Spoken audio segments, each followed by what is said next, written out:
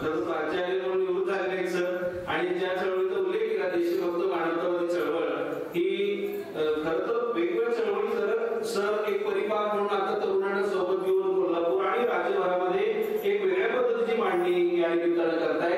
आणि आम्ही जेव्हा सुरुवातीच्या काळात सामना ऐकलं तेव्हा विद्रोही सांस्कृतिक चळवळीमध्ये पण होते. नंतर बघितलं तर अडीचमध्ये काम करताना लक्षात आलं की ह्याचे काही मूळ पुरुष आहेत, ऑलरेडी काम करत होते, त्याच्यामध्ये राजेंद्र कुंभारसर होते.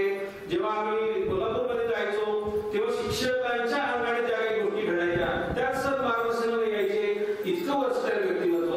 आणि जेव्हा आम्ही मंदिरं किंवा आणखी काही बघायला जायचं देशभर, तर त्या पुरातत्व विषयामध्ये अगदी दगडादगडाचा जो काही अभ्यास असू शकतो त्याच्यावर हातखंड असलेलं व्यक्तिमत्व. म्हणजे किती एक व्यक्ती एका आयुष्यामध्ये स्वतःला किती आयामाने घडवू शकते, आणि नुसता घडवत नाही तर ती ऊर्जा, ते ज्ञान प्रवाहित करण्याचं सुद्धा एक त्यांचं जे कौशल्य आहे ते वादातीत आहे. आणि या निमित्ताने सर इथं आहेत, मी विनंती करतोय की आपण आपल्या मांडीला सहभाग करावी.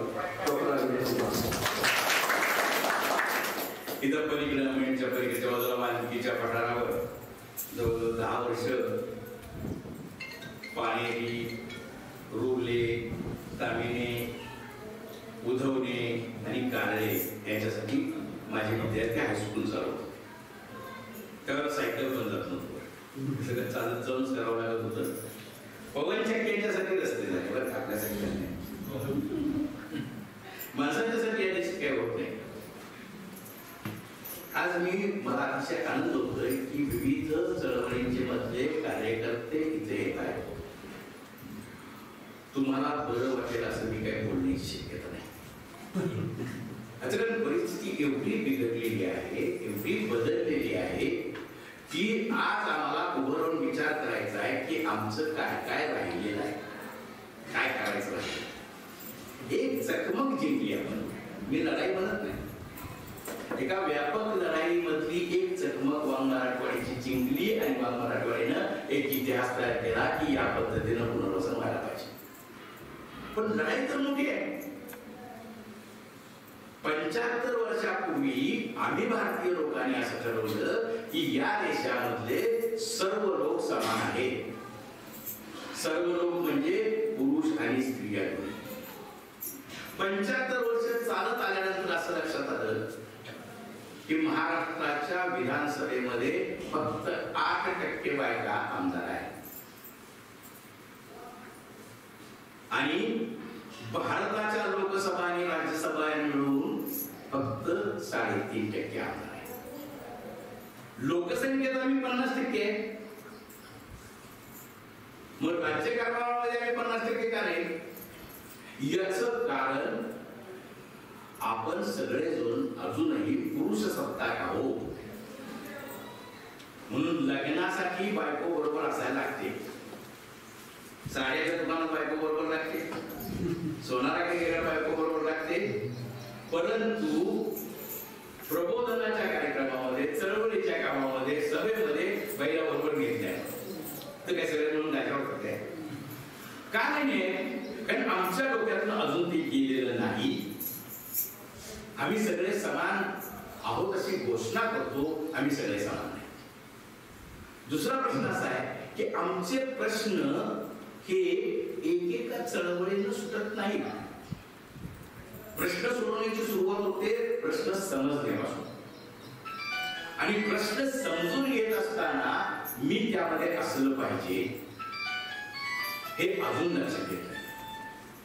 आजच्या समाजाला जो लागलेला रोग आहे, सगळ्यात मोठा रोग, तो राजकारणाला लागलेला आहे, तो अधिकाऱ्यांना लागलेला आहे, तो सगळ्यांना लागलेला. तो रोग कुठला आहे? तो रोग आहे अनैतिकतेचा रोग, भ्रष्टाचाराचा रोग. नेत्यांच्या पासून साध्या तलाट्यापर्यंत सगळंच भ्रष्टाचारी झालेलं आहे. मग सगळं झालेलं आहे भ्रष्टाचारी, पुढं काय? असंच पिचून म्हणायचंय का लढायचंय? मग लढायचं असेल तर कसं लढायचंय? आणि हे लढायची हत्यारं काय असतील? तुम्हाला वाटेल की अगदी 5000 वर्षापूर्वी काही लोक धनुष्यबाण घेऊन आले आणि इथली राबणारी मंडळी जी होती की नाही, ती चांगली होती, बुद्धिमान होती, पण त्यांच्याकडे तलवारी होत्या. मग धनुष्यबाणानं बाण मारल्यावर घोड्यावर येणाऱ्या माणसापुढे चालत जाणारा माणूस काय करणार? त्यामुळे धनुष्यबाणाच्या लढाईमध्ये तुमच्याकडे धनुष्यबाण असावं लागेल. युरोपचे पोर्तुगीज आले, डच आले, फ्रेंच आले, इंग्रज आले, आम्ही तलवारी घेऊन आणि ते बंदुका घेऊन तेव्हा आम्ही गेलो आणि पुढे आम्ही सत्तेच्या राजकारणाकडे बघायला लागलो. स्वातंत्र्यानंतरच्या त्यावेळेला आम्हाला सत्यापासून दूर ठेवण्याचा एक मोठा कल शिकला आणि तो कधीच आम्हाला कळला नाही. तो आहे शिक्षणासारखं काहीतरी द्यायचं पण शिक्षण द्यायचं नाही. म्हणजे साक्षरता द्यायची, सही करायला आली पाहिजे, बँकेत काम करायला आलं पाहिजे, कर्ज काढता आलं पाहिजे, कर्ज फेडता आलं पाहिजे, हे सगळं आम्हाला शिकवलं. पण शहाणं व्हायला कुठे शिकवलं? शिक्षणानं शहाणपण यायला पाहिजे की नाही? शिक्षणानं शहाणपण यावं अशी चळवळ झालीच नाही. आणि आम्ही त्याच गोष्टी त्यामुळे पोरं शिकली पण शहाणी झाली नाही. मध्य प्रदेशमध्ये आम्ही राईट टू एज्युकेशनची म्हणजे शिक्षणाच्या अधिकारी चळवळ चालवत होतो. तेव्हा समोर एक माणूस बसला, गवंडी काम करत होता. त्याला विचारलं की पोराला शाळेत घातलं का? म्हणला नाही घातलं शाळेत. म्हणलं का नाही घातलं? म्हणला थोडा सीखा धन छोड़ा, ज्यादा सीखा गांव छोड़ा और सबसे ज्यादा सीखा देश छोड़ा. माझं पोरगं माझ्या म्हाताऱ्याला उपयोगी पडणार नसेल तर मला कशाची बोलवणार? पुढे तो म्हणला की तुमची शाळेची चळवळ कशाला पाहिजे आम्हाला? मला काय उपयोग?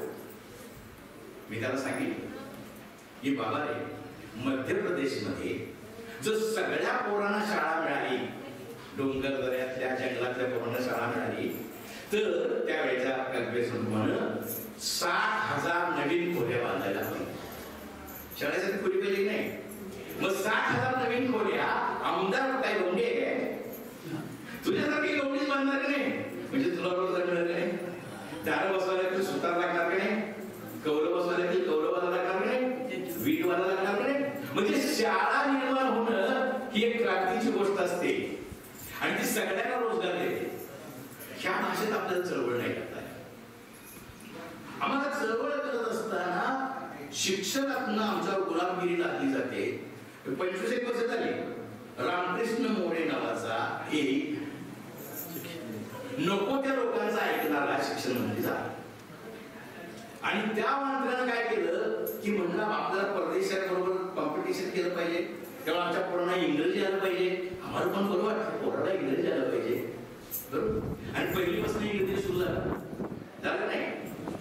हाय काय इथं कुणाचं 5वीचं पोरगं इंग्रजीत काढ बोलतोय असं कोण आहे? अख्ख्या महाराष्ट्रात नाही हो, इथं नाही. यात काय विशेष आहे? कारण ते मास्तरच इंग्रजी येत नाही. मी जगातल्या अनेक देशांच्या मध्ये व्याख्यान देण्यासाठी जातो. मी कोरियामध्ये गेलोय, मालदीव्स मध्ये गेलेलो आहे, भूतानमध्ये गेलो, नेपाळमध्ये गेलो, बांगलादेशमध्ये गेलो. या सगळ्या देशांच्या मध्ये मला आढळलं की तिथली मुलं स्वतःच्या भाषेतच शिकतात, मातृभाषेमध्ये. आणि जगात सगळ्यात पुढे आहेत, तिनेच मागे राहिली. मग मला मराठी मिळत शिकवायचं नाही, इंग्रजी मिळत शिकवायचं नाही, त्याला लिहायला त्याकडे बघायचं नाही, काहीच नाही. ही लढाईची गोष्ट आहे असं आम्हाला कधी वाटलंच नाही. शिक्षण ही लढाईची गोष्ट आहे. शाहूवाडी तालुक्यामध्ये मी काम करत असताना त्या बायका म्हणल्या माझ्या 4थीच्या पोराला लिहायला पण येणार नाही हो. आणि मास्तरकडे गेलो, मास्तर म्हणतोय त्याची बुद्धीच नाही तर त्याला कसं लिहायली?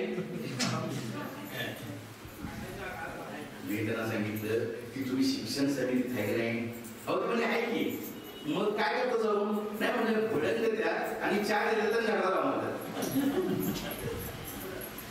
म्हणजे तुम्हाला हे माहित आहे का की शाळेत गेलेल्या प्रत्येक पोराला तुम्ही प्रत्येक पोराला लिहायला आलं पाहिजे, वाचायला आलं पाहिजे आणि गणित करायला आलं पाहिजे असा कायदा आहे. मग तुमच्या पोराला येत नसेल तर काय येत नाही शिक्षकाला विचारायचं. ज्या वेळेला बायकांनी विचारायला सुरुवात केली त्यावेळेला शाळा आपोआप सुधारली. शाळा सुधारल्या हे विशेष आहे की नाही? कारण शेवटच्या पोराला आलं पाहिजे नाही तर त्याची आई विचारायला घ्या. ही पण स्वातंत्र्याची लढाई. बायकांच्यावर अत्याचार होतात की बायकांना आपण जुडो शिकूया, कराटे शिकूया, बरोबर आहे. 2 दिवस कराटे जुडो शिकून फुलटाईम कोण असणाऱ्या माणसावर लढलं तरी मग अत्याचार करणारा कोण आहे? पोरगा आहे. त्याला पण शिकवतंय का अत्याचार करू नये म्हणून? म्हणजे रोग रेड्याला औषध पाकायला द्यायचं चाललंय. रोग रेड्याला औषध द्यायला पाहिजे काय? म्हणजे मुलानं माणसाची पुरुषानं बाईशी नीटपणे वागायला पाहिजे असं कोणी शिकवायचं? हे शाळेचं काम नाही का? आणि ते करत नसतील तर तुम्ही सांगायला नको का ही लढाई आपल्यापासून सुरू होते. लढाई रस्त्यावर मोठे मोर्चे काढून अजिबात स्वातंत्र्याची लढाई होत नसते. आपल्याला शिक्षणाची, आता ते म्हणाले की पहिलीपासून हिंदी पण शिकवा. मला माहित नाही उंबरकांच्या शाळेत, प्राथमिक शाळेमध्ये किती शिक्षक आहेत. 2 दिवस 3 असतील. त्या सगळे इंग्रजी शाळेत गेले. आम्ही नेहमी म्हणत असतो आमच्या भागात तरी आयाला स्टेजवर नाचायला मिळतं म्हणून आया म्हणतात पोरला इंग्रजी शाळेला. त्याला इंग्रजी पण येत नाही, त्याला मराठी पण येत नाही, त्याला हिंदी पण येत नाही. का नाही येत? मी 42 वर्ष प्राध्यापक होते ना. माझ्या पीएचडीचं पोरला इंग्रजी येत नाही मला माहित आहे. आणि तो तिथे शिक्षक असतो, ज्याला जे येत नाही तो खरंच शिकवेल. मग या 2 शिक्षक समजा एका शाळेमध्ये, प्राथमिक शाळेमध्ये, हे 2 शिक्षक मराठी पण शिकवणार, इंग्रजी पण शिकवणार, हिंदी पण शिकवणार, गणित पण शिकवणार. मग पोराला काहीच येणार नाही. मग कुणाला विचारायचं आहे? मोर्चाकडून हा प्रश्न सुटणार आहे का? नाही. आमच्या पोराला मराठी येऊ दे, त्याला हिशोब करायला येऊ दे, त्याला गणित करायला येऊ दे, त्याला परिसर कळू दे. आणि आमचं शिक्षण मिळालं पाहिजे. दिल्लीतलं शिक्षण म्हणून चालणार का? दिल्लीत कसली झाड आहे, देहगाव आणि परत कसली झाड आहे ते कळायला पाहिजे ना. म्हणजे पोरग शिकलं पण त्याला आसुळ्या पण माहित नाही, आळू पण माहित नाही, फणसती माहित नाही, करवंद पण माहित नाही, निडुंब्या पण माहित नाही. काय उपयोग? त्याला काहीच करता येत नाही. त्याला आळी भरून आणता येत नाही खायला. आता उगवले असेल ना राहणार, पावसाळा सुरू झालेला आहे. मग खायची कुठली पडते ती कुठली माहिती नाही. म्हणजे माझ्या परिसरातलं शिक्षक मला 8वी पर्यंत मिळाला पाहिजे असं कायदा सांगत असेल तर तो तसं मिळत नसेल तर ते मिळायला लावण्याची लढाई ही आपल्याला आपल्या गावात लावायची लढाई. आपण आहोत तिथं. क्रांती जी असते की नाही ती आपल्यापासून सुरू होते. आधी मी क्रांतिकारक होतो. क्रांतिकारक असलेली 10 माणसं माझ्याकडे येतात आणि मग आम्ही सगळे म्हणून क्रांतिकारक. आणि क्रांती असते म्हणजे माझ्या जीवनामध्ये बदल झाला पाहिजे.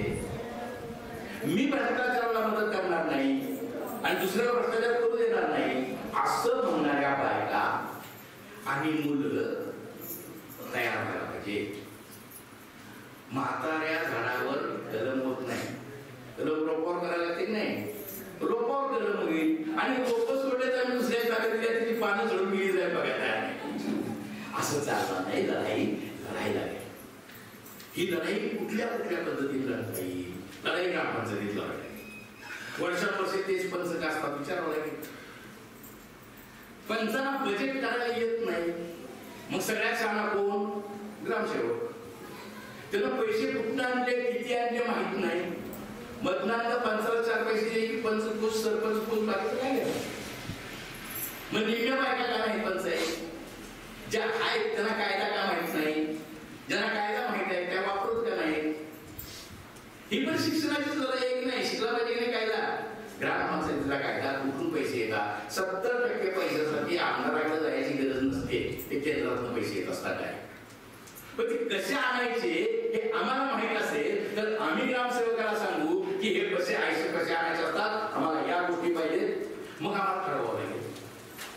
वर्षानुवर्ष मसोबाला तेवढं होतं काय होतं काय? येताळाला तेवढं नाही, मसोबाला तेवढं नाही, खंडोबाला तेवढं नाही, तिरुबाला तेवढं नाही, म्हणून रायगडला तेवढं मेंढरं मसरं मारली का आमची नाही ना. मग देवळाला पैसे द्यायचा काय शाळा पत्र घालायचे हा निर्णय कुणी घ्यायचा? गावात घ्यायचा आपल्याला. ही पण एक क्रांती असते ना. ही लढाई आपल्याला लढायची आहे की आधी काय पाहिजे? आधी देऊळ पाहिजे, गावाला कामान पाहिजे, का शाळेला पत्रे पाहिजे, पोरांना कपडे पाहिजे, का देवळाला पैसे पाहिजे. एकदा ठरवावं लागेल. छानपणाने ठरवलं आणि मग लढून सहभागी व्हावं लागेल. लढाई खूप लांबची आहे, लगेच नाही होणार. नर्मदा आंदोलन आता किती वर्ष? 40. आणि 40 वर्ष आपण मेधाताईच्यासारखी एक अतिशय बुद्धिमान बाई, तिचं अख्खं आयुष्य खर्च केलं एकाच धर्मासाठी. धर्म किती असतील महाराष्ट्रात, भारतात? मग कुठनं नाही एवढ्या मेधा तयार केलं नाही. आम्हाला लढाईसाठी तयार करायचं असेल तर आम्हाला सुधारावं लागणार आहे, दुसऱ्या कोणाला बरोबर चालणार नाही. मग ही लढाई सगळी गांधींना माहित होतं. 1915ला गांधी महाराष्ट्रात भारतात आले. आफ्रिकेमध्ये त्यांनी खूप काम केलं होतं. 15ला पहिल्या काँग्रेस अधिवेशनात गांधींच्याकडे काम काय होतं? 2 काम होतं. एक म्हणजे अधिवेशनातले सगळे संडास साफ करणं आणि दुसरं गोपाळकृष्ण गोखले दररोजच्या मेघांच्या कपड्याने इस्त्री करणं. गांधींच्या लक्षात आलं ही काँग्रेस आहे ना, ही आपली नाही, ही व्यापाऱ्यांची काँग्रेस आहे. त्याचा व्यापार करू नये म्हणून काँग्रेस इंग्रजांच्यावर वाढलं. आणि ही धर्मवाल्यांची काँग्रेस आहे, की बायकांचं 10 वर्षात लग्न करता यावं म्हणून मानतात, सती जावी बाई म्हणून मानतात. या काँग्रेसचा आम्हाला उपयोग नाही. गांधी म्हणते की ज्यांना स्वातंत्र्याची खरी गरज आहे ना त्यांना बरोबर घेऊया. आणि मग त्यांना बरोबर घेण्यासाठी त्यांनी लहान मुलापासून बायकांच्या पासून सगळ्यांना घेतली. मग बायकांना त्यांनी सांगितलं तुम्हाला सगळ्यात जास्त त्रास काय आहे? बायका म्हणजे दारूचा त्रास आहे. नवरा दारू पिऊन येतो, लाथा घालतो. मग असं करूया म्हणजे आपण दारूच्या दुकानासमोर सकाळी सकाळी जायचं, दुकान उघडल्या आणि नमस्कार करायचं, दारू पिऊ नका म्हणायचं. सगळ्यांनी पुढ्यात काढलं गांधीला. गांधी म्हणजे अहो दारू पिऊन लाथा घालतो बायको, नवरा ऐकणार आहे का बायकोचं? गांधी म्हटले नवरा बायकोचं ऐकत नाही पण शेजारला गावतो ना. सगळ्या बायका उभा राहिल्या दारू पिऊन अवघड. आणि नंतर बोलताना गांधी म्हणले की दारूची दुकानं बंद होणं तसा माझा हेतू नव्हता, ते बंद झालीच पाहिजे. माझा हेतू होता बाईला कळायला पाहिजे मी रस्त्यावर उभी राहते, मी रस्त्यावर बोलू शकते आणि हे करत असताना मी या देशाचं काम करते. देश स्वतंत्र आहे, श्रीमंत आहे आणि सगळे दारुडे आहेत, चालत का? नाही चालणार. म्हणजे देशाचं काम करते. मग चळवळीमध्ये वाढ झाली, त्या बायका पुढे गेल्या. 1908 साली एका बाईनं कलकत्त्यामध्ये विधवा बायकांची परिषद घेतली आणि त्यांच्या लग्नाचा सोहळा आहे. 36 बायकांनी लग्न केल्या विधवा. 1908 ला हे कुठलं बळ आलं? हे गांधीच्या चळवळीतलं बळ आलं. म्हणजे शिक्षक होते ते म्हणजे आम्ही काय करायचं नाही, म्हणजे सरांचे मिळवायचं म्हणून प्रभात फेऱ्या करायच्या. मग ही बारकी बारकी बारकी पोरं गावातली सकाळी सकाळी झेंडा घ्यायचा काँग्रेसचा आणि प्रभात फेरी काढायची. चरखा चला चला के लेंगे स्वराज्य लेंगे, लेंगे स्वराज्य लेंगे. पोलीस पण गावातला बारक्या पोरांना काय म्हणायचं, त्यांना अटक बी करता येत नाही. जाऊ दे जाऊ दे. तेव्हा काय झालं की पोरं पोलिसाला घाबरायची बदल. हे 20 ला झालं. 42 वर्षांनी पोरं तरुण झाली आणि त्याच्या डोक्यात पोलिसाला घाबरायचं कारण नाही. मग बंदूक घेऊन आला तर मी घाबरत नाही म्हणून स्वातंत्र्य मिळालं ना. म्हणजे ही मुलं त्या चळवळीत आली, बायका त्या चळवळीत आल्या. त्यांनी काँग्रेसच्या बैठकीमध्ये गांधींनी काही नाही केलं. पहिली चळवळ चंपारणमध्ये केली. कुणाची? शेतकऱ्यांची. बिहारमध्ये प्रश्न असा होता की एक काकडं म्हणजे राजेंद्र प्रसाद नाव तुम्ही ऐकलं असेल, राष्ट्रपती होते पहिले राष्ट्रपती. त्यांच्याकडे 25,000 हेक्टर जमीन होती, म्हणजे 70-75,000 एकर.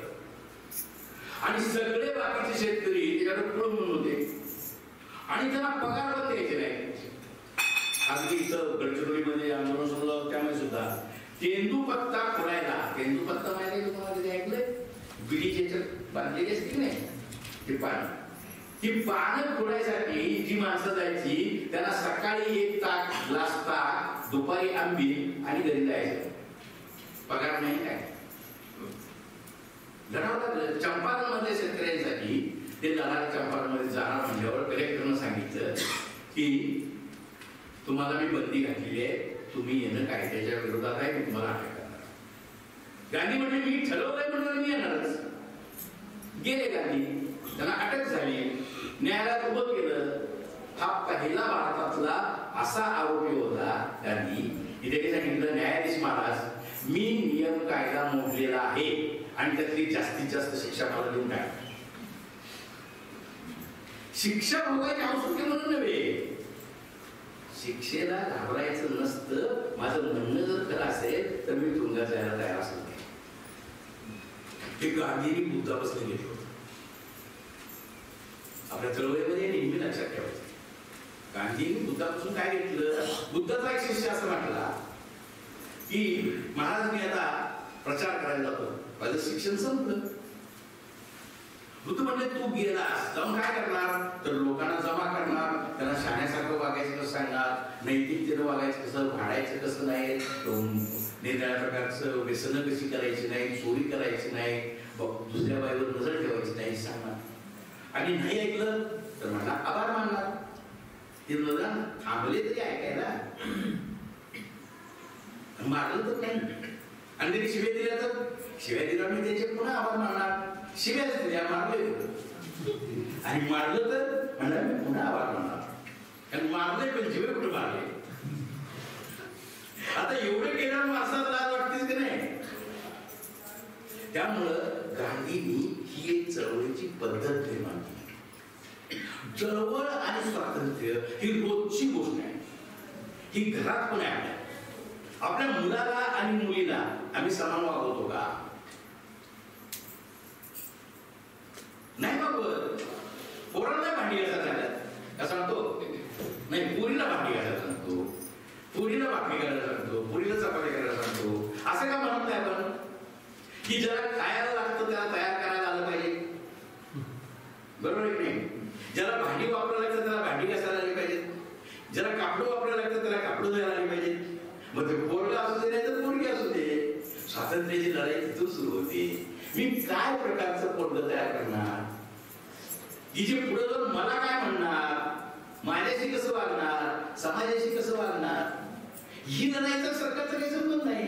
ही लढाई आपली आतली लढाई आहे. मला काय पाहिजे. आता साधी गोष्ट आहे की गांधी त्यावेळेला गांधी लग्न नावाची पद्धत, माझ्या वडिलांचं लग्न गांधी लग्न झालं.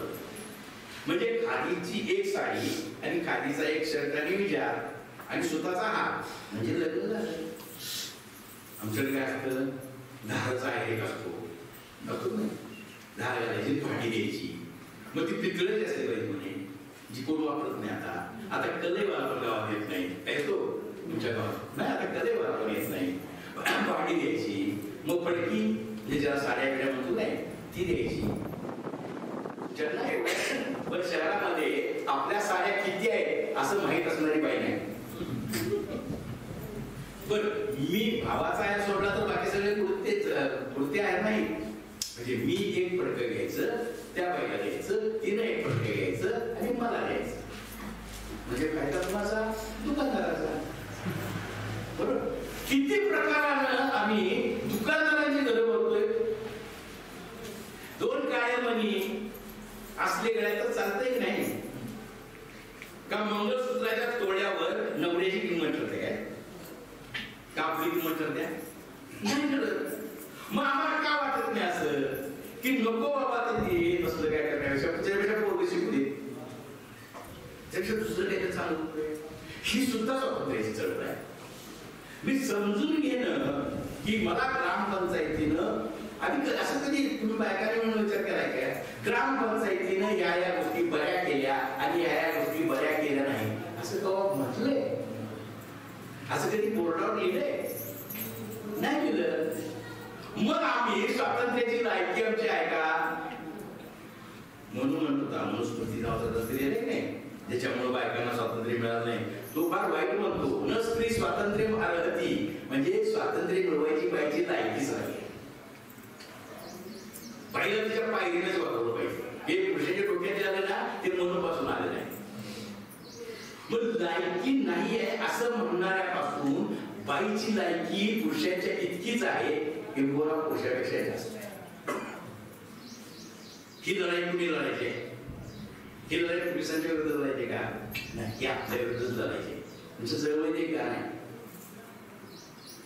बाळपणामध्ये पित्याचं नाव, लगीन झाल्यावर पती हा देव, म्हातारपणामध्ये पोरा नव्यावर असा जीवन सेवा भाव बदलाया बंडमी करीते स्त्री दास्याचा तुरुंग फोडीते. ही लढाई आपल्याला लढायची, मी स्वतंत्र आहे असं म्हणायची.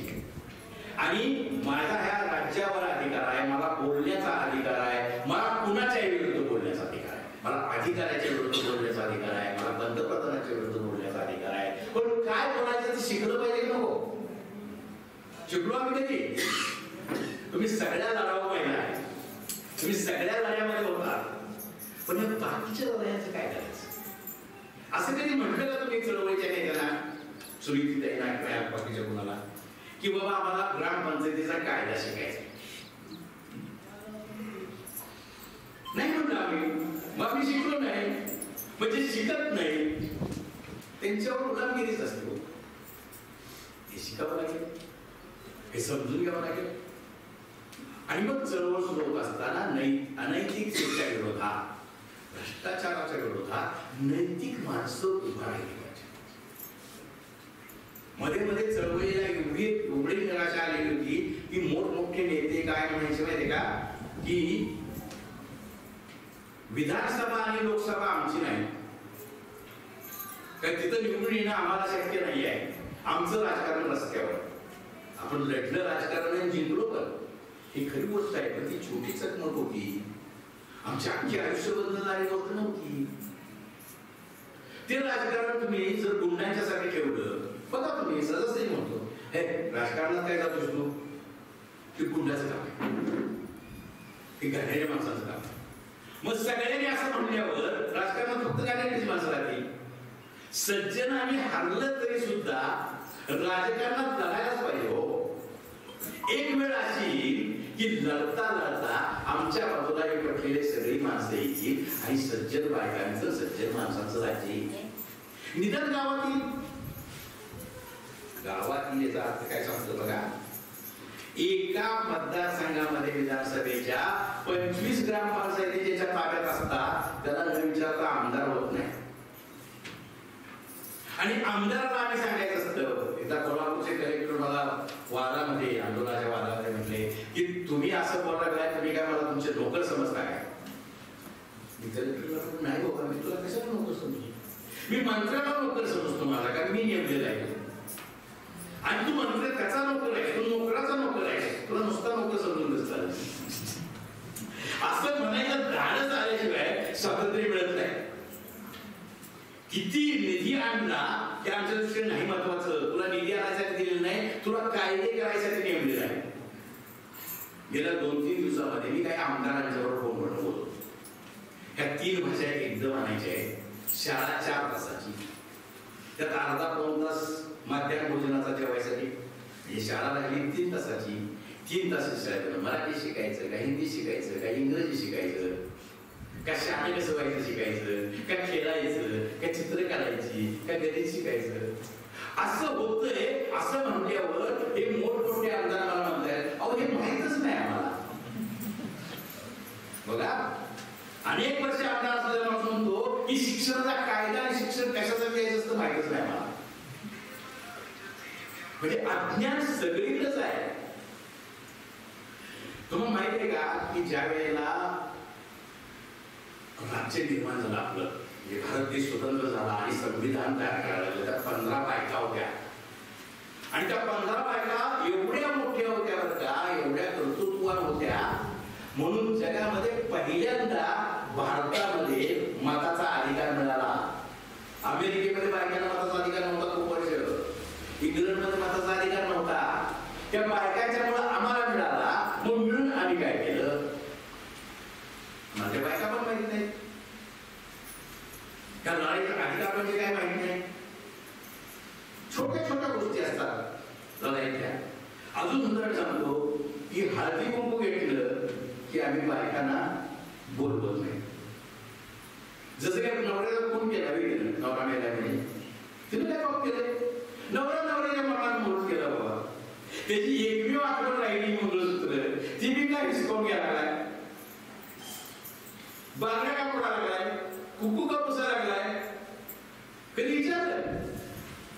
गेल्या महिन्यामध्ये माझ्या वडिलांच्या निधन झालं. कारण मी सगळ्या गावातल्या माणसांना बोलवून सांगितलं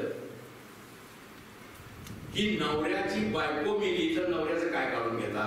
त्याचं काय मुलं सुचवत होता, त्याचं कुंकू पुसता, त्याच्या बागड्या काढून घेता. मग बाईलाच असं काय करता तुम्ही?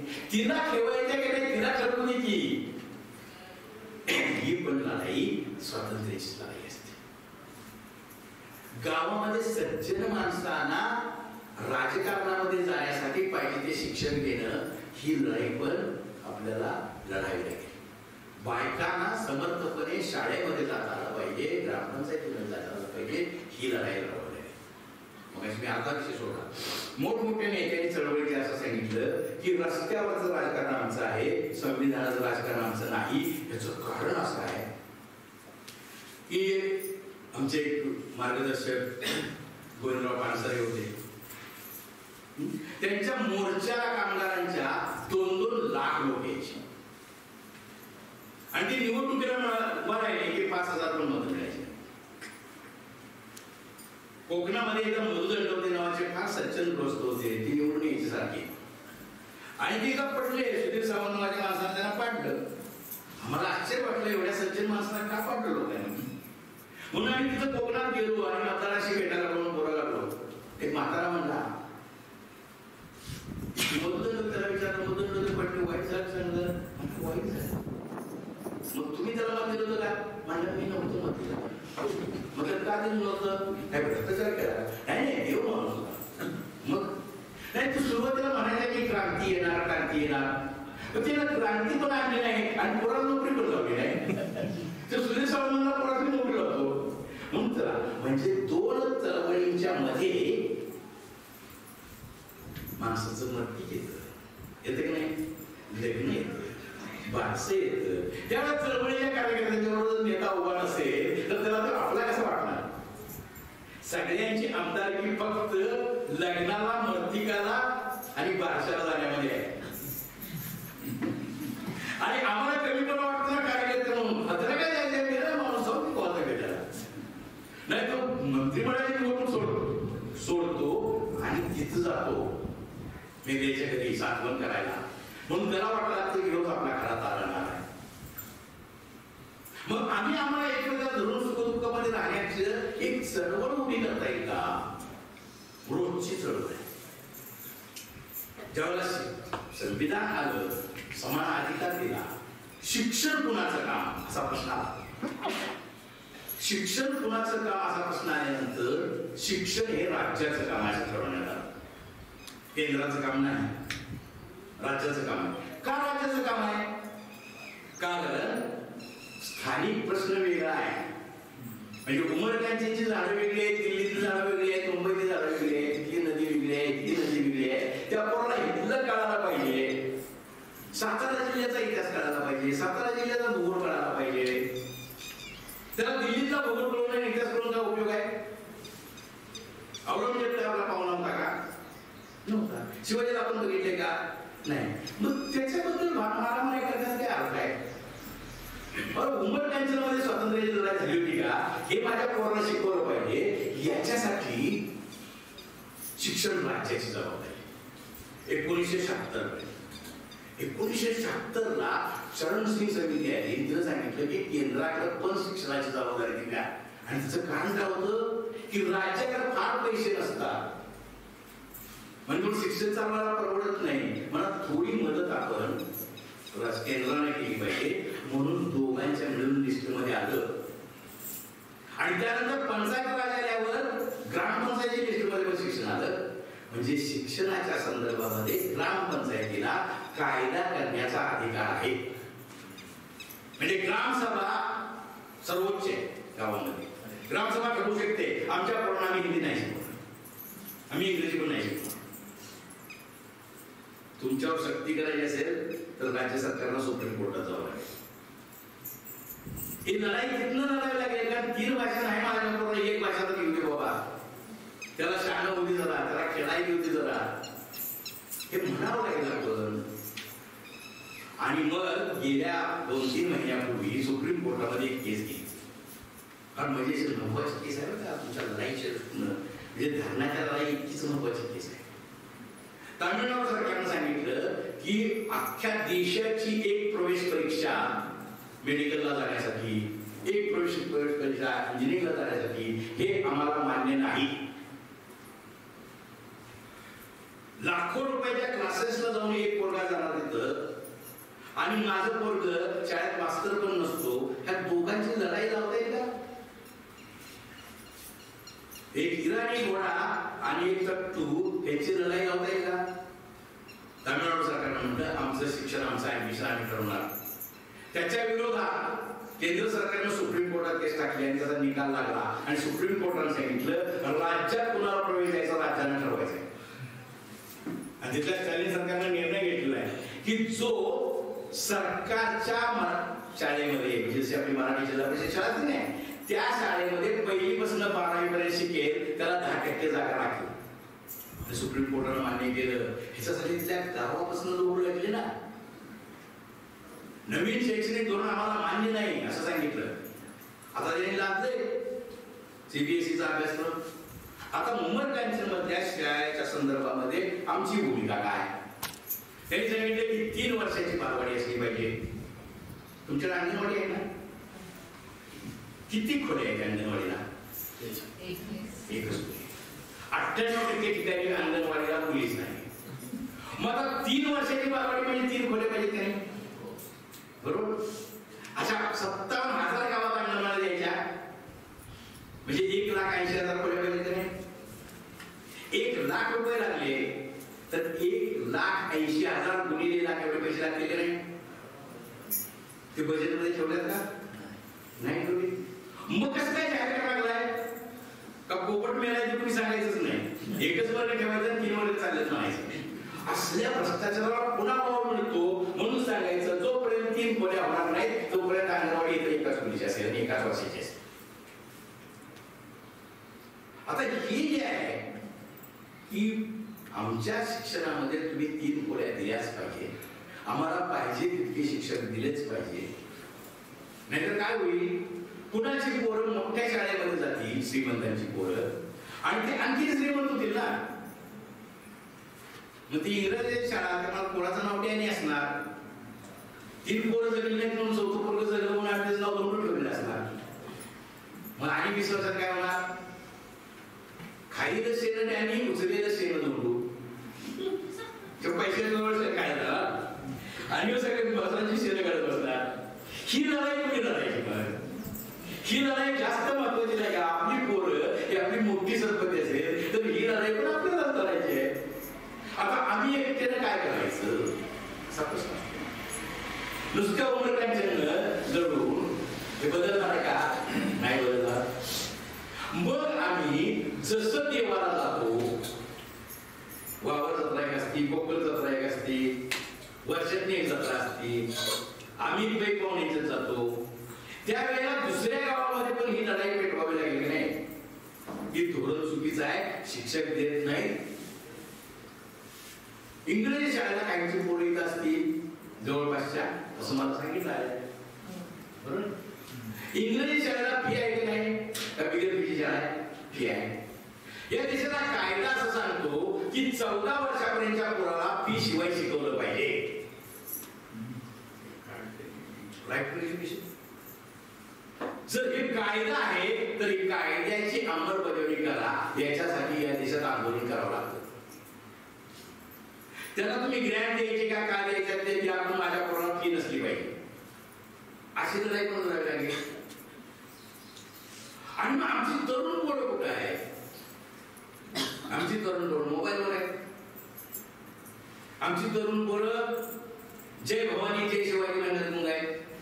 आमची तरुण पोरं बलिदान मासमध्ये शेंडी काढून बिनचपलाची घेतात. विचार करायचं इंद्रिय बंद झालंय कारण घरात चर्चा होत नाही. शाळेत काही संबंध नाही. माझा सिलेबस शिकवला संबंध. घरात पण चर्चा होत नाही. असं कोणी विचारलं काय? ज्याचं मूल किंवा ज्याच्या गल्लीतलं मूल अनवाणी निमित्त महिनाभर संभाजी महाराजांच्या नावानं असं कधी विचारलं का? शिवाजी महाराज बिन चपलाची कुठे गेले होते काय? का संभाजी महाराज बिन चपलाची कुठे गेले होते? मग बिन चप्पल काढल्यावर शिवाजी महाराजला काय फायदा होईल? माझा तर फायदा नाही. मग शिवाजी महाराजांचा पण फायदा नाही. मग मी नाही चप्पल काढावं.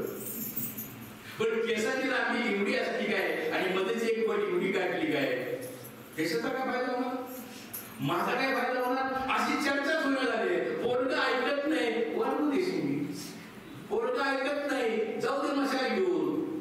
परीक्षेच्या वेळेला पण मशाल घेऊन जाते. आणि बरोबर परीक्षेच्या वेळेला समज येते की नाही, ती मशाल घेऊन जाते. मध्ये धडक त्या टेम्पो त्यांना मरतात. पोरं कोणाची मरतात, आमची. बरोबर, पंतप्रधानाचं पोरगं मरते का, त्यात जाते का, नाही कलेक्टरचं पोरगं जाते का, डॉक्टरचं पोरगं जाते का, नाही. ती मरत नाही, मरतात आमची. मग ही लढाई कुठं लढायची? लढाई अनेक ठिकाणी लढायची आहे आपल्याला. आपल्या रात्रंदिना आम्हा युद्धाचा प्रसंग, असं तुकाराम महाराज म्हणत होते, ही सतत चालणारी लढाई पुन्हा सुरू करायला लागली. 1920 ला गांधींनी सुरू केली होती. आणि एक नैतिक समाजवाद केला होता. एक गोष्ट सांगतात, अशी दंगल चालली होती आणि एक बाई दागिन्यांची एका खडक्यात दागिने बांधले होते आणि ती घेऊन निघाली होती. तिला वाटत होतं कोणतं चोरणार.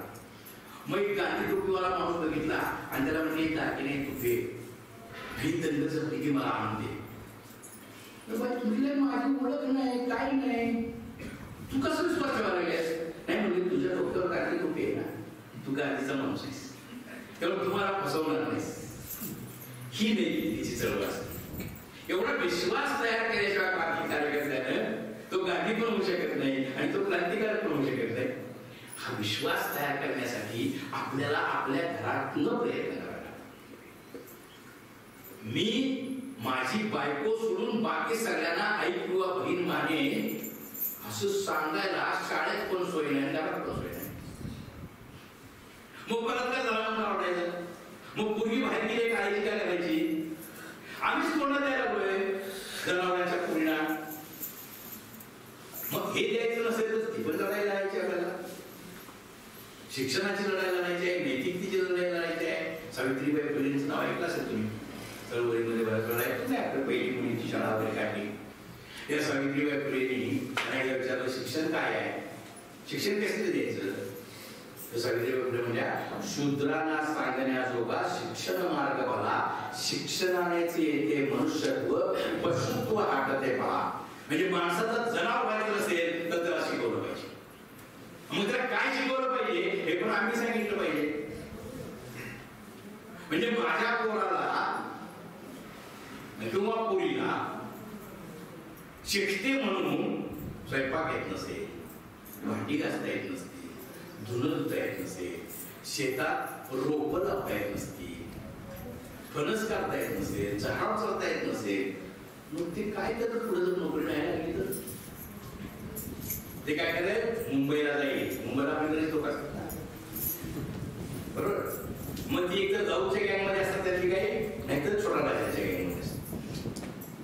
मग तिथं परत निघालं की गावातून लावतात आणि गावात पोलीस मारायला लागले की डोंगर जातात. म्हणजे आम्हीच फिरण्यासारखं झालं नाही. म्हणजे मला कुठं पण जगता आलं पाहिजे, मला माझ्या शेतीवर जगता आलं पाहिजे, मला मजुरी करून जगता आलं पाहिजे. आम्हीच शिकवलं पोरांना. जर तू शाळेत गेला नाही तर म्हशीची शेपट फिरगायला खड्डे काढून जगावं लागेल. तेव्हा त्याला पोरावरती खड्डे काढणं, शेतीत जाणं हे कमीपणाचं आहे. आणि माझा बाप शेतीत जातो म्हणजे तो कमी दर्जाचा आहे. हे जे संस्कार आहेत ना, हे संस्कार तयार होतात आणि जगण्याची शक्ती कमी होते. आणि मग गावागावामध्ये तुमच्याकडे कमी आहे, तुमच्याकडे बागायत नाही नावाशी. पण सांगली जिल्ह्यातल्या बऱ्याचशा भागामध्ये मी बघतोय, सोलापूर जिल्ह्यातल्या बऱ्याचशा भागामध्ये बघतोय, अर्ध गाव बिहारी, उत्तर प्रदेशी, बंगाली लोकांनी भरलेलं आहे. कारण आमची पोरं मजुरीच करायला तयार नाही. खुरपायला बाई मिळेना आणि आलेली बाई प्रामाणिकपणे खुरपणार. मी बघतो ना की अर्ध्या एकराच्या 2 पाठी दिवसात बाई लावत होती. आता एकच लावत्या नाही तर अर्धीच लावत्या. निम्मा वेळ मोबाईलवर असत्या आणि पुन्हा म्हणते की देवळीच्या बाजारातलं वडापाव आणून दे तर पुढची पाठ लावायचे. असं जायचं का? हा जो बदल झाला, आम्ही कामापासून लांब गेलो. श्रमाची प्रतिष्ठा, निसर्गानं माणसाला 2 हात आणि 2 पाय दिले आणि 2 एकच दिले. कारण 2 हात आणि 2 पाय काम करण्यासाठी दिलेली आहे. त्यामुळं काम करण्यासाठी गणपती बाबा पाटलांच्या रयत शिक्षण संस्थेमध्ये मुलं सुरुवातीला होती ना, त्यांना खडी फोडायला लावायची. शेती होती. सगळ्या सातारचा महिला जिथं जमा व्हायचा तिथली माती काढून आणून खडकामधले खड्ड्यामध्ये धरली आणि तिथे केळीची बाग केली होती कर्मरांनी. मग खडी फोडताना काही अशक्तपूर असायची पिजी पाटलांच्या जागी. आणि लोक म्हणायचे पोरग एवढं हुशार आहे इंग्रजीत बरं का, बॅरिस्टर होईल. म्हणजे बॅरिस्टर झाले पुढं कलेक्टर होईल. आणि त्याला खडी कशाला फोडायला होता? मजुरीला नाही देताना खडी फोडायला होता. कर्नल गौरव पाटील म्हणते नाही, त्याला तर आधी खडी फोडली पाहिजे. मग जेव्हा कलेक्टर झाल्यावर त्याच्या समोर एखादा शेतकरी नाही तर मजुरी येईल की नाही, त्याला कळेल की खडी फोडण्यात काय त्रास आहे. म्हणून श्रमाचा संस्कार हा गावाला करायचा आहे, घराने करायचा आहे, त्याची सुरुवात करायची आहे. सार्वजनिक श्रम करून, वैयक्तिक श्रम करून बाबा शिक तू. आणि हे सगळं पुन्हा स्वातंत्र्याच्या चळवळीचा भाग आहे. आणखी एक स्वातंत्र्याची महत्वाची गोष्ट आहे. सगळ्यात मोठी गुलामी काय माहिती? ती बाजाराची गुलामी. बाजाराची गुलामी अशी असते की 1980 सालामध्ये असं समजत होते की माणसाला ज्याची गरज आहे त्याचं उत्पादन करा. गावसाला काय करायचा? जरा खुरपी पाहिजे त्याला खुरपी करून द्यायचा, जरा कोळप पाहिजे त्याला कोळप करून द्यायचा, कोयता पाहिजे त्याला कोयता करून द्यायचा, पारळी पाहिजे त्याला पारळी करून द्यायचा. बरोबर आहे? म्हणजे गरज आहे ती द्यायचा. आता माझ्या घरात बिनगरजेच्या गोष्टी ज्या झाल्या, वडापाव गरजेची गोष्ट का कमी पडेल म्हणून पिझ्झा पाहिजे, बर्गर पाहिजे, पण ते चांगलं तुला लागत नाही बरं का. पण जाहिरातीने आम्हाला सांगितलंय हे खाल्लं तर तू मोठा नाहीतर तू गरीब, तो सामान्य आहे. आता बायकांना आपल्या काळेपणाबद्दल वाईट वाटायला लागते. असं तुम्हाला वाईट वाटावं लागेल अशी जाहिरात करा. आणि एक क्रीम देतात की ते लावले की गोड होणार आहे. आफ्रिकेचा अध्यक्ष होता त्या नेल्सन मंडेला, त्याची बायको विनी मंडेला, ती पण काळीच होती. अख्खा आफ्रिका त्याच्या हातात होता. मग त्यानं बॅरल फळाचा ना पेरेंट लावलेला, बायकोला बोलून काढायचं, गोळी नाही झाली ना गोळी. म्हणजे कुठे क्रीमनं गोड होत नाही. तुमचं भात नवीन नवीन कोमल लावता, तुम्ही इंद्रायणी लावता, तुम्ही रेटले वासुमती लावता आणि काय काय लावता. पूर्वी हौसा असायचं, बरोबर नाही, दोडका असायचा. तुला काय पंचायत असे जात होती यावर, तुला काय पंचायत अशी भाताची जात होती. नवरा बायकोचं भांडण लावायची भाताची जात होती. आता इथं या करत होत्या, उन्हाळे करत होत्या. पण या सगळ्या समजल्या आम्ही लावली. किती पैसे मिळतात तो? गावच्या आपल्या भाताला किलोला पैसे 30 रुपये 40 रुपये, जेव्हा पैसे मिळत नाही. कधी कल्पना केली की तुमचं फेर अँड लवली एक पोरगी क्रीम आणायला लावते नाही, 4,500 रुपये किलो त्याची पोटभर देते ना. गोरी होते पोरगी नाही, चांगलं नवरा मिळतोय असं काही होत नाही. मग ती क्रीम का लावायचं? लग्नामध्ये आमचे मित्र आहेत कोल्हापूरमध्ये, हे लग्नामध्ये मेकअप करायचं. प्री वेडिंग आणि वेडिंग मेकअप म्हणजे लग्नाच्या पूर्वीचा लग्नाचा मेकअप. ह्याचं पॅकेज असतं 65,000. बरं दुसऱ्याला सगळी ऍक्टिव्ह म्हणून आम्ही दोन्ही अडकून बसालोय. ते 65,000 बाप बिचारा कुठे कर्ज करतोय आणि पुन्हा कर्ज मिळत असतात आणि पुन्हा शाळेत जायला पूर्ण कॉलेजमध्ये घालायला पैसे असतात. ही पण एक लढाई आहे. ही लढाई पण मिळून लढायची आहे की नाही बाबा, ही गरजेची गोष्ट नाही, ही कमी करूया. अगदी मी म्हणजे मी इथं आलो, तुम्हाला इथं उठून जावं वाटलं नाही माझा बसायला का नाही. मी 20 वर्ष तोंडाला सोडून साबणच लावला, कारण आमच्या 10 किलो तेव्हा साबण वापरतच नव्हत्या. साबण बाजाराची गरज आहे, आमची नाही. घाम आला, तेलकटपणा वाटला तर साबण वापरायची. रोज नव्या प्रकारचा साबण तो पण 1,500 रुपये किलोचा. किती प्रकार आम्ही आणले बिनगरजेचे. हे बिनगरजेचे प्रकार सोडणं म्हणजे क्रांती असते. ही गांधींनी सांगितली तशी बुद्धांनी पण सांगितली. बुद्धांच्याकडे एक भिक्षू गेला आणि तो म्हणला की म्हणते मला उत्तरीय म्हणजे कापड, पांढरायचं कापड आहे ना, ते मला घ्यायचं आहे, चिवर म्हणतात त्याला. हे चिवर मला नवीन घ्यायची परवानगी आहे. म्हणजे तुझं जुन्या चिवराचं काय करणार आहेस? म्हणलं ते फाटले बरं का, आणि म्हणून माझं अंथरूण फार चिंध्याला आहे, म्हणजे अंथरूण म्हणून वापरत नाही. आणि मग तुझ्या अंथरुणाचं काय, तसं काय करणार आहेस? तो म्हणला अंथरूण अगदी चिंध्याला नाही, पण माझं पाय पुसणं फार धागे झाले, म्हणून पाय पुसणं म्हणून गुहेच्या दारामध्ये ते सगळ्यात फाटलेल्या अंथरुणाचं पाय पुसणं करायचं. मग ते धागे झालेल्या पाय पुसण्याचं काय करणार आहेस? तो म्हणलं मी त्याच्या वाहती करणार आहे आणि संध्याकाळी अभ्यासाला बसण्यानंतर दिव्याला लावणार आहे. मग बुद्ध म्हणतात की मग तुला परवानगी. म्हणजे गरज काय आहे, गरज नुसती कळाली आणि चैन काय आहे कळालं तर आपलं जीवन आहे त्याच्यापेक्षा जास्त सुखी होतं.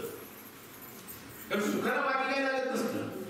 अगदी गावंढळवादी भाषेत सांगतो, सुखाला 3च गोष्टी लागतात. विचार करून सांगा, भूक लागली पाहिजे, अन्न मिळून चालत नाही, भूकच लागत असेल तर, उलट्याच होत असतील तर काय उपयोग? म्हणजे अन्न, भूक लागली पाहिजे, झोप लागली पाहिजे आणि संडास झाला पाहिजे. या 3 गोष्टी झाल्या जेवण सुख काय नसतं.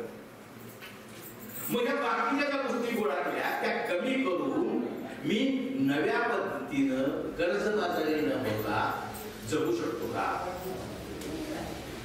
कारण भाव मागण्याची लढाई, तुम्ही आज भाव मागण्याची लढाई करा, भाताचा भाव 30 वरनं 35 होते, उद्या खताचं पोत 250 वरनं 300 होते.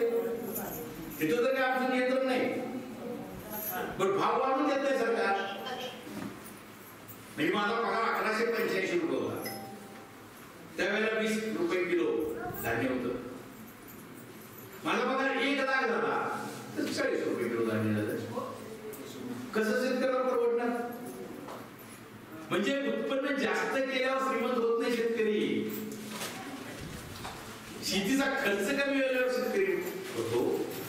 आणि मग आपल्याला एका नव्या क्रांतीची, नव्या समाज व्यवस्थेची उभारणी करण्याचं एक आंदोलन करायचं आहे.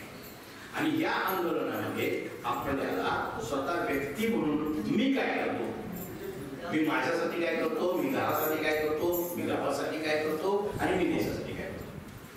म्हणून मी एक उल्लेख केला काही की आम्ही आता नवीन चळवळ सुरू केली, ती गावच्यासाठी केली आहे, ती दिल्लीसाठी नाही, मुंबईसाठी नाही केलेली. ती आहे देशभक्त मानवतावादी चळवळ. हे दोन्ही शब्द कशासाठी आहे? देशभक्त म्हणजे काय? मी देशभक्त आहे, मग काय करतो? 15 ऑगस्टला 26 जानेवारीला झेंडा वंदनाला जातो आणि आल्यावर जिलेबी खातो, म्हणजे देशभक्ती काय? मग उमर नॅक्शन गाव काय देशाच्या बाहेर आहे? मग गावाची सेवा केली तरी देशभक्तीच असणार नाही. माझं घर काय गावाच्या बाहेर आहे?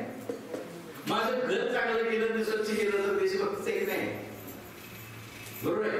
मी तलाठ्याला पैसे देऊन दाखला काढला नाही, ही पण देशभक्ती आहे. तलाठी पैसे मागायला लागला तर मी 5-25 माणसं गेलो आणि पैसे मागू नकोस म्हणून धरलं झालं, ही पण देशभक्ती आहे. आणि नुसतं देशभक्त असून चालत नाही, मानवतावादी पण व्हायला लागतं. रेणुका रेणवाची पाहिजे, तिनं जगभरासाठी एक पत्रक काढलं. सर्व जगातल्या बायकांनी आणि मुलांनी युद्धाला विरोध करा, कुणाच्या पण, कुणाच्या पण. आपला देश युद्ध करत असेल, दुसरा देश युद्ध करत असेल तरी करा, कारण युद्ध झालं की बायका मारतात, मुलं सुद्धा मारतात आणि नवरे मेल्यानंतरच्या बायका असहाय्य होतात आणि त्यांचं जीवन अवघड होतं. म्हणून जगात कुठे युद्ध करू नये. रेणुका काय पडलं, मोठी शिकलेली बाई होती, पण तिने चळवळ चालवली ना. तसं मला माझ्या आजूबाजूच्या खेड्यांच्या मध्ये जाऊन ही साधी राणी शिक्षण ह्याच्यावर केलं पाहिजे. आणि मानवतावादाचा दुसरा भाग मी आठवतो, भागामध्ये खेड्यामध्ये एकदा मी फिरत होतो, जुनी गोष्ट आहे. मुंबईला बॉम्बस्फोट झाले होते, आहे का लक्षात? खूप वर्ष झाले, मी त्याला यायचे. बॉम्बस्फोट झाल्यानंतर मी देलो आणि पुण्यात कशासाठी फिरत होतो तर काही गावांनी आपल्या गावातल्या मुसलमानांना हाकलून दिलं होतं. मुसलमानांनी बॉम्बस्फोट केले आणि त्यावेळेला मी फिरायला लागल्यानंतर सातारची SP त्यावेळेला सांगत ते पूर्वीचे प्राध्यापक होते, तेव्हा त्यांचे माझे चांगले संबंध होते. ते मला म्हणले की आमच्याकडे रिपोर्ट आहे की तुम्ही काही गावांच्या मध्ये जाऊ नका, तुमच्या जीवाला धोका आहे. म्हणजे मी घरात राहिल्यावर हार्ट मारणार नाही हे काय हमी आहे का? माझ्या माणसांच्यावर विश्वास आहे, माझ्या विद्यार्थ्यांच्यावर विश्वास आहे. मी या सगळ्या खेळातनं फिरवतो आणि बहुतेक ठिकाणी लोकांनी माणसांना परत बोलवलं. मी फार छोट्या गोष्टी सांगत होतो. पुन्हा एकदा त्याची गरज आहे, दंगली होण्याची शक्यता आहे. दंगलीमध्ये गरिबाचीच गरज होतात, दंगलीमध्ये गरिबाचीच रोजगार जातात. मग या दंगलीमध्ये असं व्हायचं नसेल तर हे थांबवलं पाहिजे. मग आम्हाला तुकारामाबद्दल बरं वाटतं नाही. मग तुकारामाने काय सांगितलं, कोण्याही जीवाचा न घडव सर वर्म सर्वेश्वर पूजनाचे. आणि वारकऱ्याचं काय महत्व, खेळ मांडियेला वाळवंटी काठी नाचती वैष्णव बाहिरे. धर्म अभिमान विसरली जाती एकमेका लोटांगली जाती. एवढं सगळं सांगितलंय, मग मी का भांडायला लागलो दुसऱ्याबरोबर? देवाने जग निर्माण केलेलं आहे, बरोबर आहे असं म्हणतात का नाही? मुसलमान काय म्हणतात, अल्लानं जग निर्माण केलेलं आहे. ख्रिश्चन काय म्हणतात, येशूच्या बापानं जग निर्माण केलेलं आहे. मग जग निर्माण केलेलं आहे म्हणजे सगळं जग निर्माण केलेलं नाही. म्हणजे हिंदू पण निर्माण केले, मुसलमान पण निर्माण केले नाही का? मुसलमान राक्षसाने निर्माण केले असं भारतीय संस्कृती सांगितलंय नाही. मग का द्वेष करायचा? मी 3 गोष्टी सांगतो, तो कदाचित गरजेच्या पद्धतीने म्हणून पुन्हा. मुसलमान 3 धंद्यात जास्त असतात. एक म्हणजे मुसलमान कासार असतात, मुसलमान आचार्य असतात आणि मुसलमान खाटीक असतात, बरोबर आहे. आणि काही ठिकाणी पण चालवतात. माझा एक प्रश्न मला फार महत्वाचा आहे, त्या प्रश्नामुळे जास्त मी असं विचारत होतो की भावाच्या हातात बायकोचा हात देताना सुद्धा भीती वाटते, अशी परिस्थिती आहे. भाऊ सरळ वगैरे नाही. अशा वेळेला कासारानं विनयभंग केला पाहिजे अशी एखादी केस झाले काय? वाईट हिंदू कासारानं मागण्यावर हात धरला असं कधी ऐकलं? मग त्याला तुम्ही कुठे पाकिस्तान बघितला? तुम्हाला कुठे जाऊन माहित आहे? तुमचा कासारा त्याला काढून दिलंय. लग्नाची बिर्याणी करताना आचार्यानं अख्ख्या गावाला विष घालून मारण्याचं कुठल्या गावात ऐकले का भारतातल्या? मग त्याला काढायला लागला. बरं खाटी घालवला तर बकरी कापणार पण तुमची. बरं त्यानं काय केलं होतं का? त्याच्याकडे बॉम्ब आहे, त्याने बंदूक आहे काय? त्याने माणसं मारली का? पण बिराला तसं नाही जातात. आणि तो पण येतो देवाला, गावातला मसोबा असेल, भैरव असेल, बिरोबा असेल, तो पण येतोय. मग आमच्या भांडणाचं कारण हे राजकारण असते. आणि म्हणून आम्ही एकमेकांना धरून राहतो. आमची मंगळसूत्र कुणी दाखवली? पटवेकरांना दाखवली की नाही? की मुसलमान होता की नाही? आम्ही कुंकू बायका आधी दाखवायला घासायचे, आता घासत नाही. मला जेव्हापासून घासते का आता मिळतच नाही दाखवा. दात काळे व्हायचे, हे कुंकू, दाखवान, करतोडा, ताई, बदाम दाखवायला कोण होतं? मुसलमान. त्याने कधी म्हटलं नाही असं. मग मी बांधल्यामुळं माझा काय फायदा होणार नाही का? म्हणजे मी एका मुसलमानाला मारत असला तर 20 पोती यायच्या वेळी 40 पोती भाती घ्यायचा. माझ्या पोराला नोकरी नाही, ती नोकरी लागेल का? माझ्या पोटामध्ये दुकान आणले, मला असं झालंय, ते बरा होईल का? मग मी कशासाठी दुसऱ्याचा द्वेष करायला? मी कशासाठी जातीयता धर्मवाद काढायला? म्हणून या राजकारणाला बळी पडायचं नाही. ही पण स्वातंत्र्याची चळवळ आहे. ही पण गांधींनी स्वातंत्र्याची चळवळ म्हणून केली होती. म्हणून आता आंदोलनाची हत्यार बदलली पाहिजे. तुम्ही त्यावेळेला मोर्चे काढले असतील, जिल्हाधिकारी कार्यालयावर पण गेला असेल, बरोबर आहे. आता ते हत्यार बोथट झालंय. पावसाळा आला की हत्यार लावून आणायला लागतं नाही आपल्याला. घिसाडी असं, लवार असं धार करून आणायला पाहिजे नाही. बिंदाण्याच्या हाताचा उपयोग नाही. आता ते मोर्चाचा हत्यार बोथट झाले, कारण निर्लज्ज झाले सगळे अधिकारी आणि नेते त्याच्यापेक्षा निर्लज्ज झाले.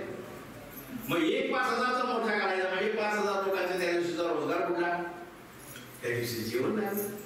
आणि मग काय करायचा तो कार्यकर्त्यांना माहित आहे. कोणीतरी एक कारकून येतो, नाहीतर डेप्युटी कलेक्टर येतो आणि तुमची चिठ्ठी आत घेऊन जातो आणि सरकारला कळवतो म्हणतो. म्हणजे काय करतो? पोस्टमनचं काम करतो.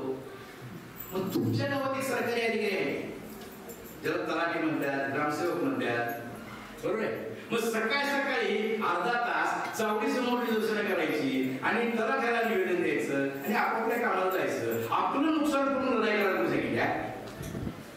नुकसान सरकारचं झालं पाहिजे. लय प्रॉब्लेम झाला ना की तलाठ्याला कोंडा, लाल दिव्याची गाडी म्हणून कलेक्टर येतो नाही बघा. कलेक्टरला सांगून जा तुमचं म्हणणं, तुम्ही कोणाला निवडून दिलंय? आमदाराला. त्याच्या घराला जात नाही. कशाला साप सोडून तुम्ही जमिनीवर काठी आपल्याला बसताय? आता लढाई अशी करायला पाहिजे की ज्या लढाईमध्ये तुमच्या लोकप्रतिनिधींना जागा करावं लागेल, त्यांना विचारावं लागेल तुम्हाला कशाला आणि तुम्हाला कशाला निवडून दिलेलं आहे. आमदार, जिल्हा परिषद सदस्य, पंचायत समिती सदस्य यांना विचारावं लागेल, त्याची लढाई लढावी लागेल आणि ही लढाई लढण्याची शेवटची गोष्ट जाणून पुन्हा आपण चर्चा करू. ही लढाई लढवण्यासाठी काय करावं लागेल? पहिल्यांदा कशासाठी भांडायचं ते ठरवावं लागेल. चप्पल कुठं लागते कळल्याशिवाय दुसरं कशी जात नाही, बरोबर आहे. मग माझ्या गावात काय नाही, मला काय नाही, माझ्या अडचणी काय आहे, त्या दोन प्रकारच्या अडचणी असतात की ज्या मी सोडवू शकतो अशा अडचणी आणि सरकार सोडवू शकेल अशा अडचणी. मग मी सोडवू शकतो त्या अडचणीसाठी एकत्र बसायला सुरुवात करायला लागेल. मग कधी भजनाच्या निमित्तानं एकत्र या, बिघडत नाही. तुम्ही जर संतांची भजनं म्हणत असाल तर बिघडत नाही. जे जनी म्हणे आता बसले बाजारी म्हणते ती पाल टाकले मी बाजार, बरोबर काय म्हणायचे मला. चांगल्या कामासाठी मी रस्त्यावर येणार, एकमेकांच्या बरोबर बोलणार. हळदी कुंकू करा आणि विधवा पण घ्या. जे विधवा बाईच्या कामावर कुंकू लावल्यावर तिथं भासतंय असं काय आहे? बरं दिसत असेल तर लावा म्हणेल, नाही तर नाही म्हणेल, पण तिला येऊ नका का म्हणणार नाही? येऊ द्या. आपलं राजगिरी खात्या आपण सुरुवात गाण्याने केली. बाईचं सगळ्यात मोठं संरक्षणात होतं गाणं आहे. पंचमीची गाणी आहे, गौरीची गाणी आहे, लग्नातली गाणी आहे, रुपताची असते ना गौ गाणी. आहे का बघतो तुमच्याकडे? आता मुडली सगळी आला रुपवत त्याच्यावर होता तवा एक महिना आंघोळ गेली तेव्हा तर 1157 बंद झालं. एक बघायची चेष्टा असते त्यामध्ये, गाणी असतात. हे सगळं आम्ही हरवलंय. हरवण्यापूर्वी आमच्या ताई आहेत ना, यांच्याकडनं काय येतंय का त्या म्हणतील लिहून घ्या. आपल्या घरात पोरगी असेल, पोरगा असेल, त्याला लिहून घ्या सांगा. ही ताकद म्हणून जागेवरची गाणी वापरा. ही ताकद म्हणून एकत्र येऊन काहीतरी करायला पाहिजे का नको? नाहीतर एकत्र यायचं बंद होते ना. मग बचत गट एक साधन आलं, पण बचत गटामध्ये पैसे दिले, पैसे घेतले, हो पुन्हा काय?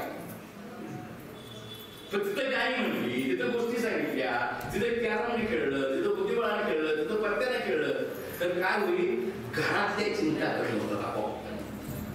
टेन्शन द्यायला असतं नाही. नवरा चांगला वागला नाही, पोरं चांगली वागली नाही, कोण उलट बोललं, असं सासू केली, तशी नणंद केली, हे टेन्शन काही काळ विसरता येतं आणि मग सुखी सुखाकडे आपण जातो.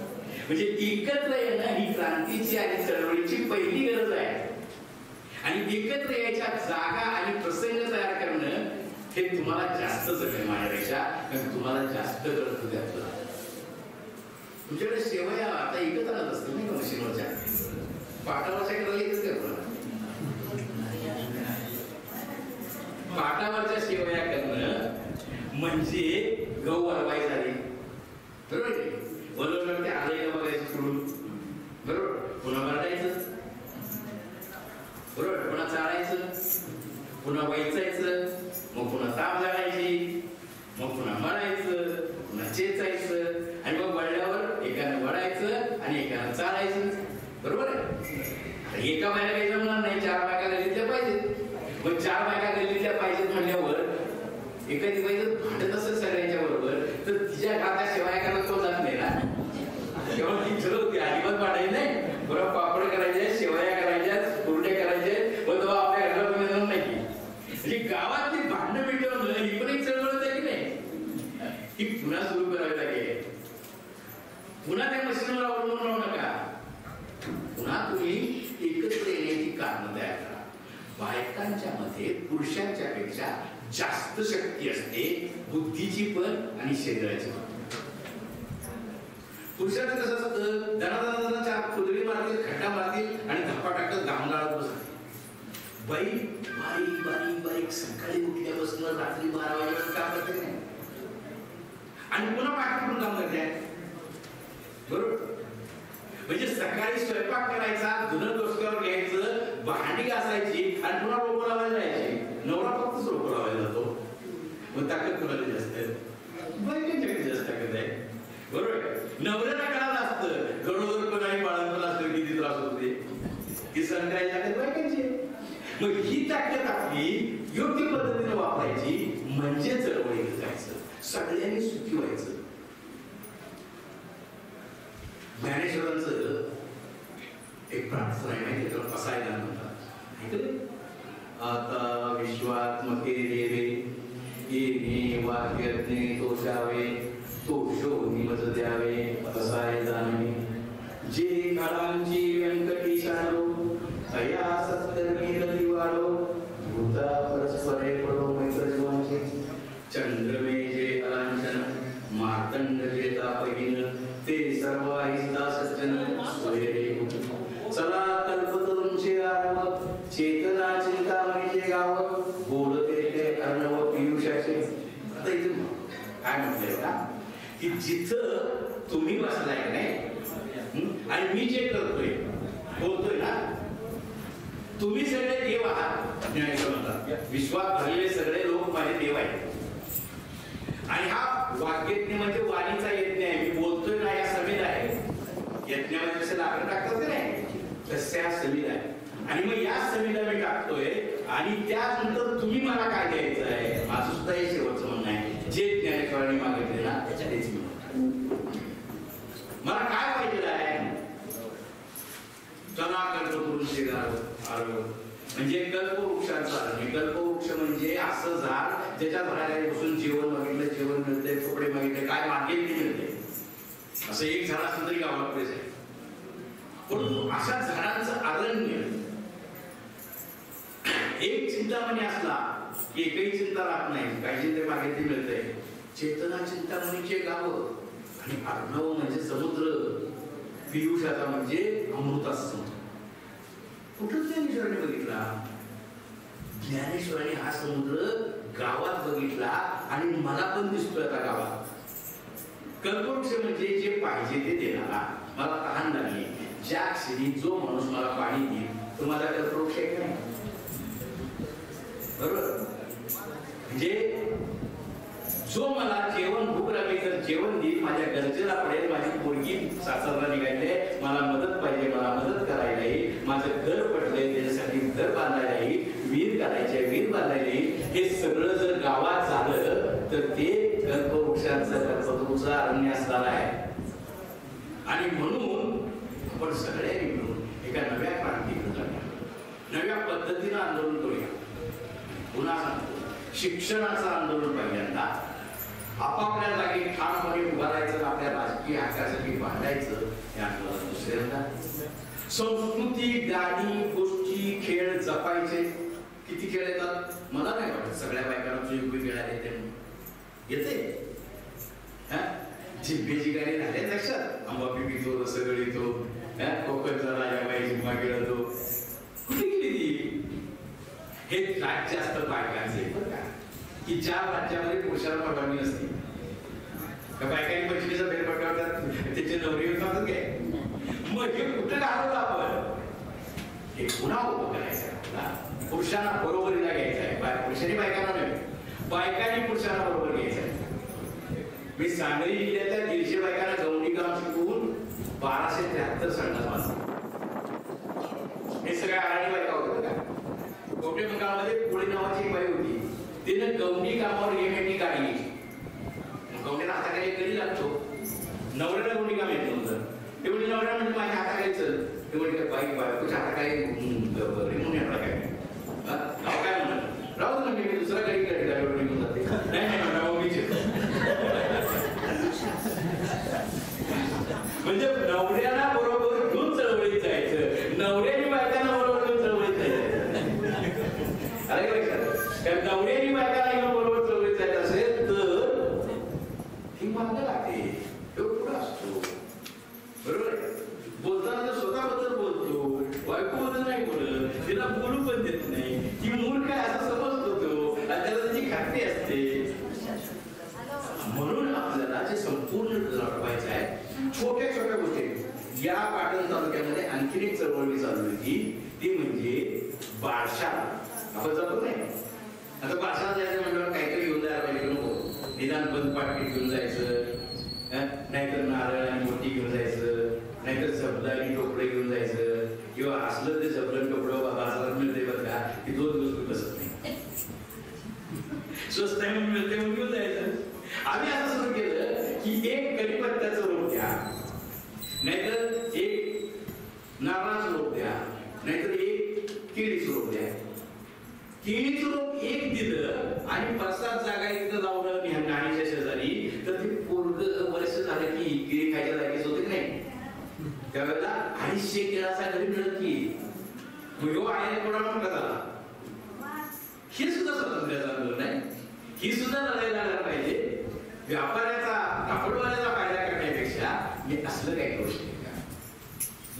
मला आजूबाजूला माझ्या शेतीमध्ये काही चांगलं करता येईल का? कमीत कमी जागेमध्ये काय करता येईल का?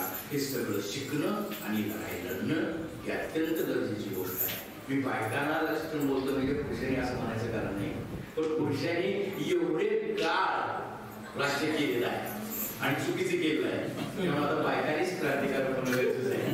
त्यामुळे त्यांच्याशी जास्त बोलतो. पण मी सांगतो की नव्या आकारांची नव्या काळामध्ये गरज आहे. यामध्ये वैज्ञानिकता तर लागेलच, म्हणून माणुसकी पण लागेल, देशभक्ती पण लागेल. कोणाला सांगायला पाहिजे की इथं घाण करणं तुझ्या देशामध्ये म्हणजे देशद्रोही पण आहे. मग गाव स्वच्छ करण्यासाठी दुसरी मोहीम करायची गरज नाही. शाळेत जाणारा कोणाला कळलं पाहिजे, घर कसं साफ करायचं हे कळलं पाहिजे, कसं बोलायचं, शिव्या का घ्यायचं नाही कळलं पाहिजे. मी माझ्या जयसिंगपूर कॉलेजमध्ये मोहीम राबवली, 30% यश मिळालं. शिवी द्यायच्या आधी विचार करायचा शिवीचा अर्थ काय आहे आणि मग त्या वाटली तर द्यायची. 30% पोरांनी शिव्या द्यायचं सोडलं. बायकांनी आपल्या पोराच्या तोंडात शिवी दिल्या थोबाडीत मारलीच पाहिजे का? तर सगळ्या शिव्या एक तर आईवर नसतात नाही तर बहिणीवर नसतात. मग तुझ्या मित्राची आई ही आई नाही का? पुन्हा असं चालणार नाही, ही पद्धती होते. त्या शिव्या शिवायचा देश ही चांगली गोष्ट आहे. आणि म्हणून या सगळ्या देशभक्तीच्या नव्या आंदोलनाकडे आपण सगळे जण जाऊया. तुम्हाला ज्याची ज्याची गरज लागेल, तुम्हाला गाणी पाहिजे, तुम्ही सर असाल, मी द्यायला, पण त्याच्यापेक्षा जास्त तुम्ही द्याल मला गाणी, कारण तुमच्याकडे जास्त गाणी, बरोबर आहे की? नवं काय करायचं असेल आपण एकमेकाशी बोलत राहूया, एकमेकांसाठी काय काय करता येईल याची यादी करूया. आपल्या गावात करूया, शेजारच्या गावात करूया. जसा व्यवसायाला आपण जातो माहिती का? संक्रांतीला व्यवसाय द्यायचा असतो ना, आणि पंचमीला जोडणं घ्यायचे थोडी बायका, त्या घालायच्या, बरोबर की नाही? त्याच्यामध्ये फुटाणा घालायच्या आणि झुंडच्या झुंड बायकांची गाणी म्हणत म्हणत चल कसं वारुळाला नागोबाला पुजायला म्हणायची नाही. अशा गावागावी जर मुमर कॅन्सर मधल्या गावात जायला लागल्या बायका आणि त्या सांगायला काय काय करायचंय, घरात काय करायचंय, गावात काय करायचं, तर क्रांती ही लढाई लढायची धाडस तुम्हाला सगळ्यांना होते. आणि ते पाहण्याचं भाग्य मला लाभू दे असं म्हणतो आणि मी सांगतो. मला सहन केल्याबद्दल तुमच्या सगळ्यांचे आभार. सरांनी जवळजवळ 1.25 तास आपली मांडणी आपल्या समोर ठेवलेली आहे. काही कार्यकर्त्यांना असं वाटेल की हे सगळं चक्र उलटं फिरवायचे की काय परत, आणि परत तिथून जर सुरुवात करायची म्हटलं तर तो संयम कुठून आणायचा, या सगळ्या गोष्टी परत प्रशिक्षण कोणी द्यायचं, काय करायचं, असे अनेक प्रश्न आपल्या मनात असू शकतात. कदाचित सरांनी मध्ये इतके मोठ्या संख्येनं गावकरी महिला आलेले आहेत आणि सुनीतीताई मला जाणीवपूर्वक सांगत होत्या ते नागरिक नंतर आहेत पण ते कार्यकर्ते पहिल्यांदा आहेत. अशा पद्धतीची माणसं आपल्या सभागृहात 2-3 दिवस येणार आहेत. त्यामुळे त्याही पद्धतीची मांडणी आपल्या वक्त्यांनी करावी. ती विशेषतः तुम्ही पहिल्या सत्रामध्ये पूर्ण केली त्याबद्दल मी आनंद व्यक्त करतो.